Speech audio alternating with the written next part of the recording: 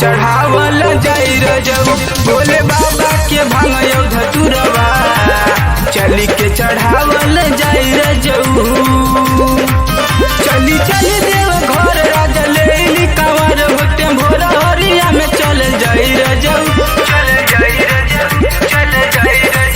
भोले बाबा के भांगयो धतुरवा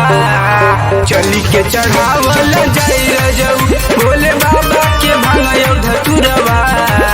चली के चढ़ावल जाई रजऊ।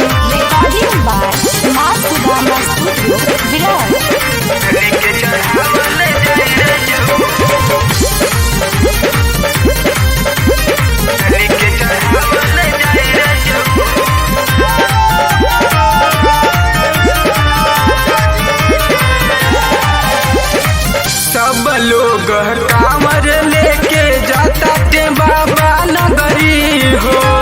तू तो काहे न जाला रजऊ करी हमके तनो जबरी हो सब लोग कांवर लेके जाता ते बाबा नगरी हो तू तो काहे न जाला रजऊ करी हमके तनो जबरी हो सैया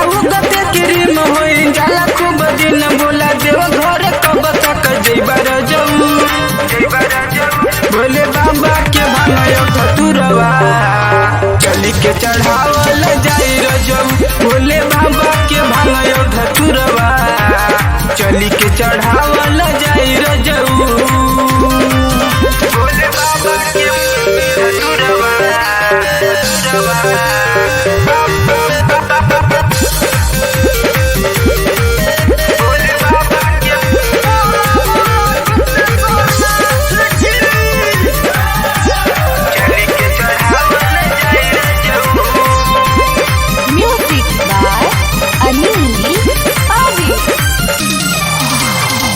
यदि तू जइबा बाबा नगरी तोहार किस्मत खुली हो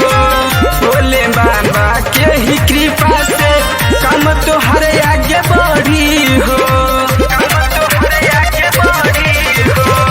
यदि तू जइबा बाबा नगरी तोहार किस्मत खुली हो भोले बाबा के ही कृपा से काम तोहार आगे बढ़ी हो। सुना सुना सजन बात कहतानी हम कांवर आकाश के सले के जले रजऊ भोले बाबा के भांगयो धतुरवा चली के चढ़ावल जाई रजऊ भोले बाबा के भांगयो धतुरवा चली के चढ़ावल जाई रजऊ। Recording by Ma Sudama Studio, Virar।